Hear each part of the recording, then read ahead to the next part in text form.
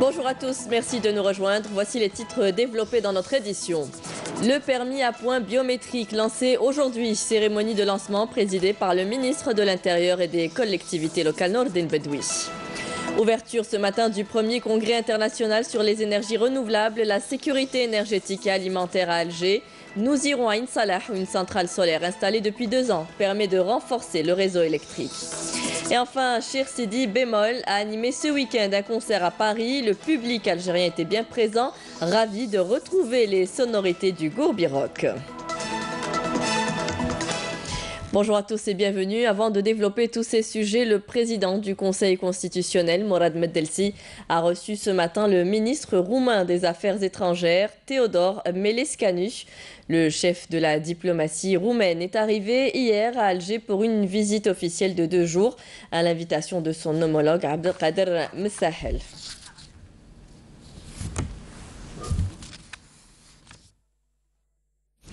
Le ministre de la Justice, garde des Sceaux, Tayyip Loh, effectuera à partir de demain une visite en Hongrie à l'invitation de son homologue hongrois. Cette visite a pour objectif de raffermir les relations bilatérales dans les domaines de coopération judiciaire et institutionnelle. Je vous le disais en titre, le permis à points biométrique a été lancé aujourd'hui par le ministre de l'Intérieur et des collectivités locales. Le permis à points concernera 4 communes de la capitale en premier lieu, Alger Centre, Bab Ahsen, Dar el Beda et Kouba, avant d'être généralisé à l'ensemble du territoire national. Le retrait des points en cas d'infraction ou de délit routier, c'est ce qui caractérisera ce nouveau système. Sachez qu'un guichet unique sera installé au niveau des communes.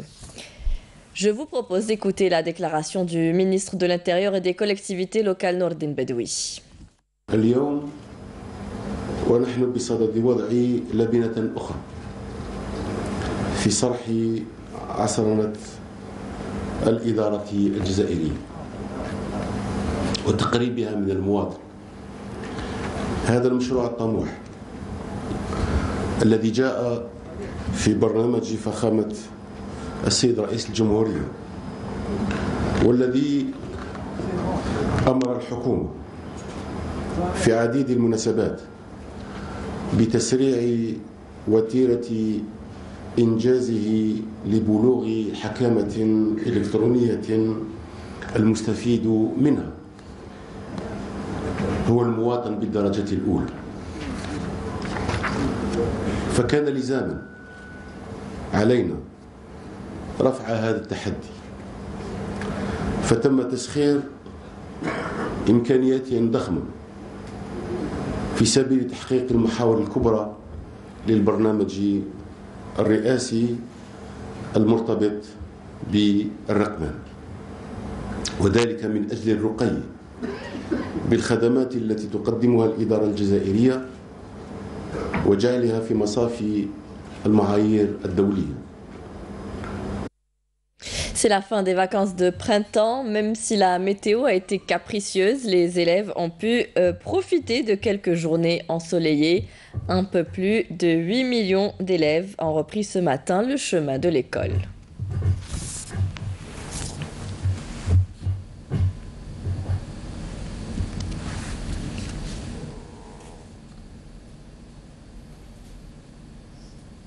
Le premier congrès international sur les énergies renouvelables, la sécurité énergétique et alimentaire s'est ouvert ce matin à Alger sous le thème « Les piliers dans le cadre d'un développement national durable ». Les travaux de cette rencontre ont été ouverts par le ministre de l'Énergie, Mustapha Guitoune, en présence d'autres membres du gouvernement. Dans son allocution d'ouverture, Mustapha Guitouni a affirmé que l'Algérie devrait relever le triple défi de la sécurité dans les domaines de l'énergie, de l'eau et de l'alimentaire, qui sont, selon lui, 3 thèmes indépendants et cruciaux pour l'Algérie. Les énergies renouvelables, on en parle justement ce matin avec cette centrale solaire basée à Insalah. Elle a une capacité de production de 5 MW. La réalisation de cette centrale ainsi qu'une deuxième à Tamanrasset permet de renforcer le réseau électrique et de rationaliser l'utilisation des énergies classiques. Nsrine Ben Saidi. Implantée sur une superficie de 6 hectares pour un investissement de plus de 770 millions de dinars, la station de Ain Salah est dotée de technologies modernes, un acquis qui permettra d'économiser 200 mètres cubes de gaz naturel avec une production en électricité à hauteur de 5 mégawatts. La capacité de production de cette station est de 5 mégawatts, l'équivalent de 10 gigawatts par an. Cela fait 2 ans que cette station est opérationnelle. La station de Ain Salah alimente le réseau qui relie le pôle d'Adrar à celui de Tinimoun et donc c'est un pôle isolé au sud algérien. C'est un pôle isolé. Cette station alimente en énergie solaire la centrale électrique de la région de Ain Salah, ce qui devra contribuer à l'amélioration de l'approvisionnement en énergie électrique de la région, notamment durant la période estivale, et de renforcer le réseau électrique et de rationaliser l'utilisation des énergies classiques. Il y a de nouvelles orientations concernant l'exploitation des énergies renouvelables selon le décret interministériel numéro 1 du 5 février 2018 établi entre le ministère de l'énergie et celui de l'intérieur. Nous allons continuer à travailler progressivement, notamment en ce qui concerne l'utilisation de l'énergie solaire pour l'éclairage public, avant toute chose, ensuite l'agriculture. Faisant partie du programme national des énergies renouvelables englobant plusieurs wilayas du Sud, cette nouvelle installation a déjà donné de bons résultats en matière d'énergie. Les communes de la wilaya d'Ilizi ont été raccordées à la fibre optique. Cette opération devra contribuer, une fois mise en service, au désenclavement de ces régions et à l'amélioration du service public. Bouchra Boali. Après avoir assuré le déploiement de la fibre optique tout au long des frontières de la wilaya d'Ilizi, Algérie Télécom procède à présent au raccordement téléphonique de tous ses abonnés afin de leur offrir un service internet haut débit. Les habitants de Tarat, par exemple, se réjouissent de cette avancée. Grâce à Internet, tout est à notre portée. On communique par visioconférence. Nous sommes informés en temps réel de ce qui se passe ailleurs. Pour les habitants de Tarat, accéder à tout ce qui se passe dans le monde sans quitter leur domicile est une grande avancée réalisée grâce aux efforts d'Algérie Télécom. Connecter les populations via la fibre optique a également eu pour effet de booster le secteur économique dans la région. Le réseau Internet couvre toute la wilaya d'Ilizi. Il y a des ateliers au nord de la wilaya, à TFT, à Hawhanet et à Borj Hawes. On a également un projet à Stah avec Sonatrach. La réalisation d'un câble de fibre optique sur une distance de 157 km qui relie la localité de Tarat vers le chef-lieu de wilaya d'Ilizi. Et dans le même cadre, pour répondre aux besoins de la population locale en termes d'ADSL et téléphonie fixe, on a procédé à l'installation d'un MSAN. Une meilleure couverture réseau pour un service de qualité, c'est l'objectif d'Algérie Télécom, qui souhaite sortir les zones les plus reculées du pays de leur isolement. Le volume d'eau du barrage de Beni Haroun à Mila a atteint sa capacité de stockage maximale, estimée à 1 milliard de mètres cubes, un taux de remplissage réalisé grâce aux dernières intempéries et aux chutes de neige enregistrées à l'est du pays, notamment Hasna Zoubeli.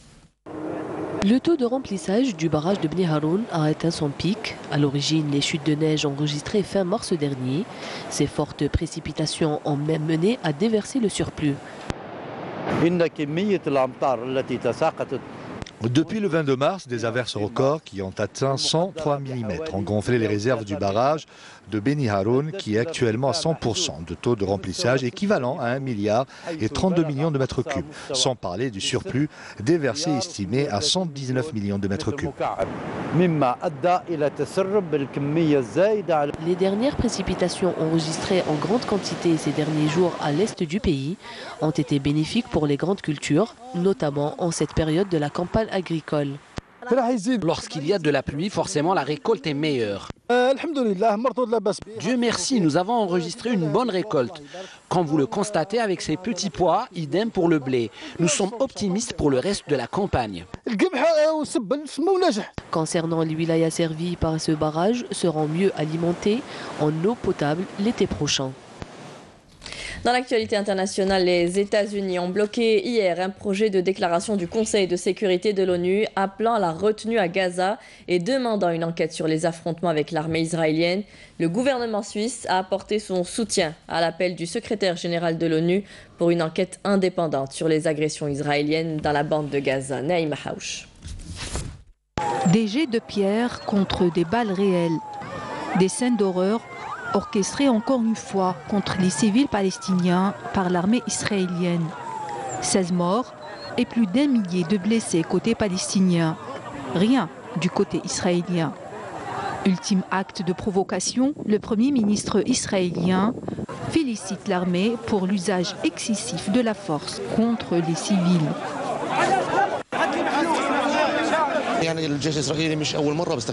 Ce n'est pas la première fois que l'armée israélienne utilise la force contre les civils. L'histoire le prouve, que ce soit lors de la première intifada ou la deuxième. La force utilisée était particulièrement excessive. Israël transgresse toutes les conventions internationales. Les décisions du Conseil de sécurité et les résolutions de l'ONU, Israël se voit au-dessus de toutes les lois internationales.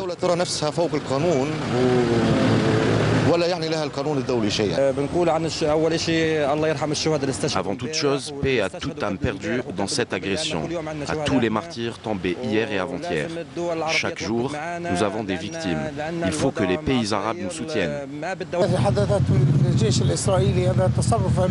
C'est un acte barbare, on ne doit pas l'accepter et même les pays arabes ne devraient tolérer cela. Il faut qu'ils se montrent fermes devant cette barbarie. Fidèles à leur politique, les États-Unis bloquent un projet de déclaration du Conseil de sécurité qui appelle seulement à la retenue à Gaza et demande une enquête sur les affrontements avec l'armée israélienne.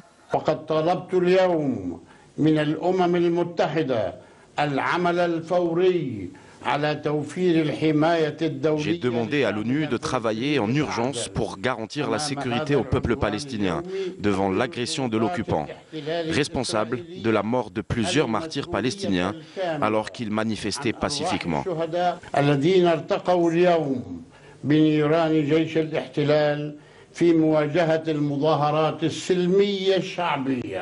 Plus de 30 000 Palestiniens de Gaza, dont des femmes et des enfants, se sont rassemblés en masse vendredi pour une grande marche du retour afin de commémorer la journée de la terre et que le droit au retour est sacré pour tout le peuple palestinien.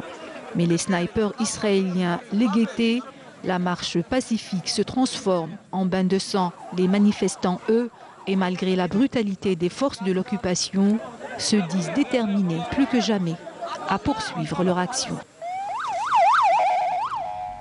Retour en Algérie avec du cyclisme. Coup d'envoi de la 6e étape du Tour d'Algérie cyclisme Bouira-Béjaïa ce matin. Le coup d'envoi a été donné depuis la wilaya de Bouira. La 5e étape a été remportée hier par le cycliste algérien Youssef Reguigui du groupe Sovac Natura Forever, tandis que son compatriote Abderrahmane Mansouri de l'UFC Blida conserve son maillot jaune malgré la difficulté du circuit parcouru sur une distance de plus de 126 km. Voici la Batiche. Malgré les mauvaises conditions météorologiques, pluie, vent violent, avec un parcours très glissant, ceci n'a pas empêché le coureur algérien Youssef Reguigui, sociétaire de Sovac Forever, de gagner pour la 2e fois consécutive la première place après un parcours de 126 km en 2 heures, 31 minutes et 18 secondes.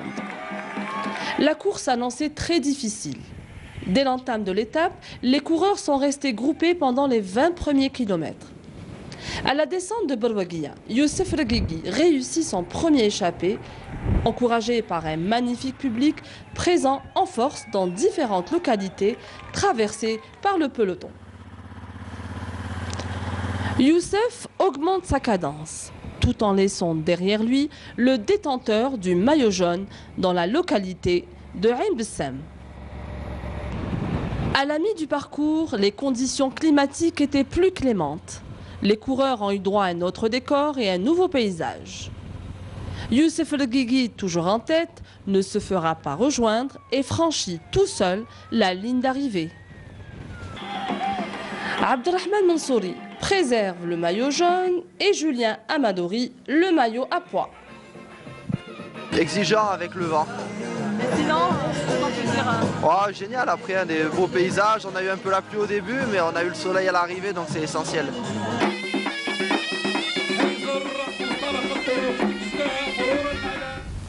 Du 7e art à présent, deuxième distinction pour le long métrage de fiction Jusqu'à la fin des temps de la réalisatrice Yasmine Chouir. Le film a reçu hier soir le Khinjar d'or, grand prix du 10e Festival international du film de Masrato Sultana d'Oman, en plus des prix de la critique et celui de la meilleure interprétation masculine. Jusqu'à la fin des temps avait également reçu le grand prix du 3e festival de Annaba du film méditerranéen, le Annab d'or. Félicitations à notre collègue Yasmine Chouir. L'ONDA, l'Office national des droits d'auteur et des droits voisins, lance une opération de séduction en direction de la communauté artistique algérienne établie en France afin qu'elle puisse profiter des usufruits de leur création. L'ONDA vise à travers cette initiative de rétablir un rapport de confiance et œuvre à protéger les droits et soutenir les projets de Paris. Afef Belfouchette.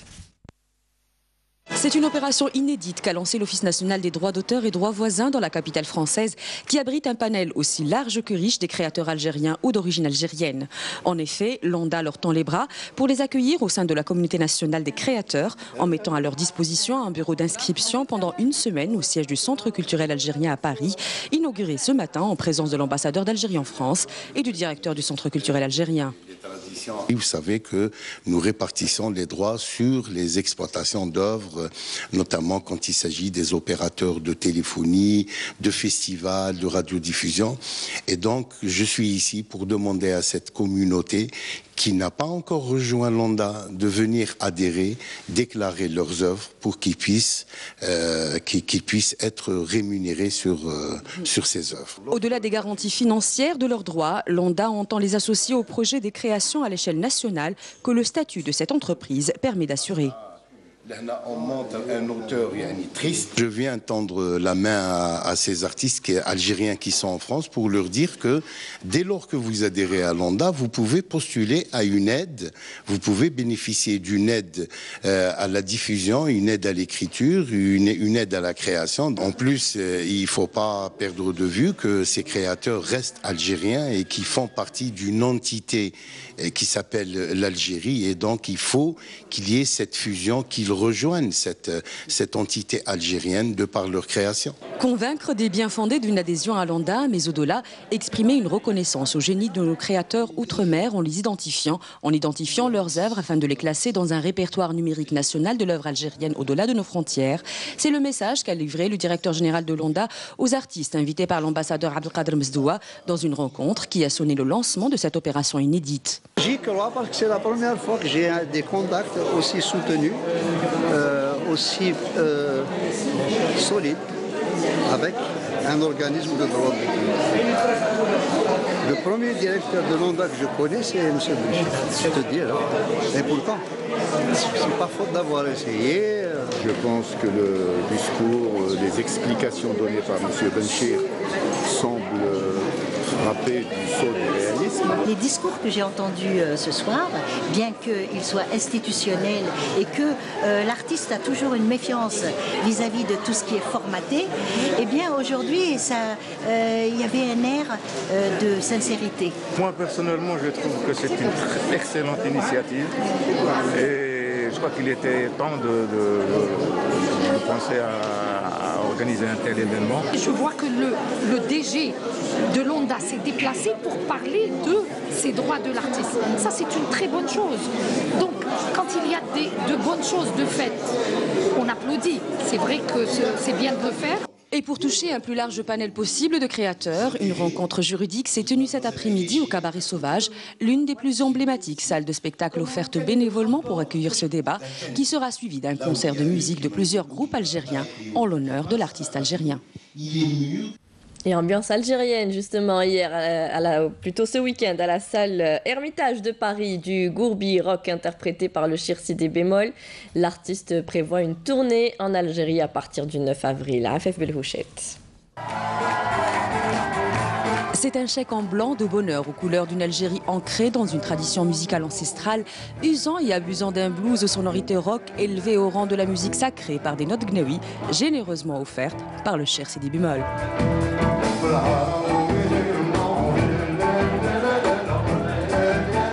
Alors, le prochain album, ça va être un album rock, comme Gourbi Rock.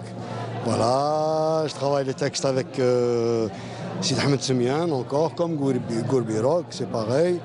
Et donc voilà, ça va être vraiment un album algérois et rock. Voilà. D'ailleurs, je crois qu'on va enregistrer pas mal à Alger. Et c'est à partir du 9 avril que le Cheikh retrouvera son public algérien dans pas moins de 5 villes, une tournée autour de son conte musical, l'Odyssée du Fulaï. L'année dernière, on avait fait une pièce de théâtre qui s'appelle l'Odyssée de Fulaï. Donc on est 3 sur scène.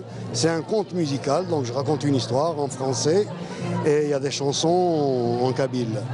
C'est une histoire qui se passe dans l'Antiquité algérienne, ça parle des anciennes divinités, c'est tout il y a tout un tralala. Et donc on va le jouer, en fait, c'est une tournée organisée par les instituts français. On va jouer à Annaba, Constantine, Tlemcen, Ouaran et Alger. En attendant, l'artiste continue à donner rendez-vous à ses fans régulièrement dans la salle parisienne L'Ermitage et à entrer avec eux dans une belle communion dont il est le seul à avoir le secret.